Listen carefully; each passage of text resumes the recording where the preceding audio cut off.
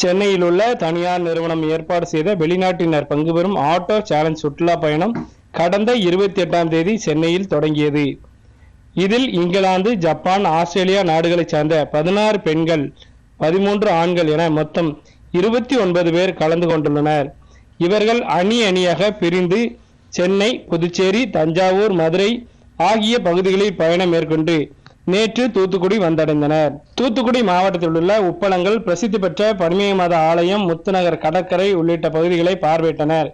தொடர்ந்து சாயர்புரத்தில் உள்ள பிரம்மஜோதி பண்ணை தோட்டத்தில் பொங்கல் கொண்டாடுவதற்காக வருகை புரிந்தனர்.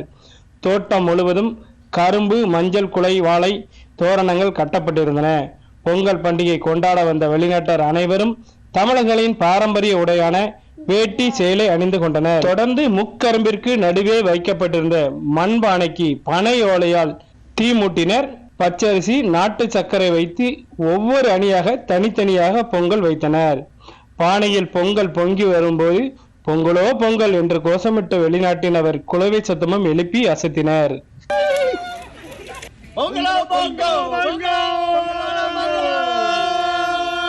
பொங்கல் வைத்து முடிக்கப்பட்டதும் அந்தந்த அணியினர் வைத்த பொங்கலை வரிசையாக தட்டில் வைத்தனர்.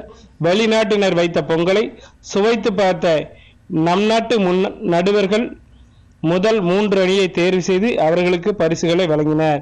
இதில் இங்கிலாந்து நாட்டைச் சேர்ந்த ஜோடி முதல் பரிசை பெற்றது. சுற்றுலா ஒருங்கிணைப்பாளர் பிரின்சி கூறுகையில், நம்மளுடைய இந்திய கல்ச்சரை ரொம்ப லைக் பண்ணி பாக்குறாங்க. அதுவும் போக இந்த ஆட்டோ ரிக்ஷால டிராவல் பண்றது அவங்களுக்கு அவ்வளோ பிடிச்சிருக்கு, அது அட்வென்ச்சரஸாகவும் இருக்கு. அதனாலதான் இங்க இத்தனை பேர் வந்து அதை என்ஜாய் பண்றாங்க. தமிழர்களின் கலாச்சாரம் மிகவும் கவர்ந்துள்ளதாக ஆஸ்திரேலியா நாட்டை சேர்ந்த வெளிநாட்டு சுற்றுலா பயணி டெர்ரி கூறினார். Indian culture is amazing, so different from what we see in Australia.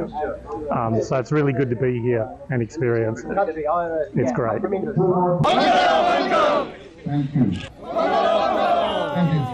DD Tamil செய்திகளுக்காக தூத்துக்குடி மாவட்ட செய்தியாளர் ஏ. லக்ஷ்மணன்.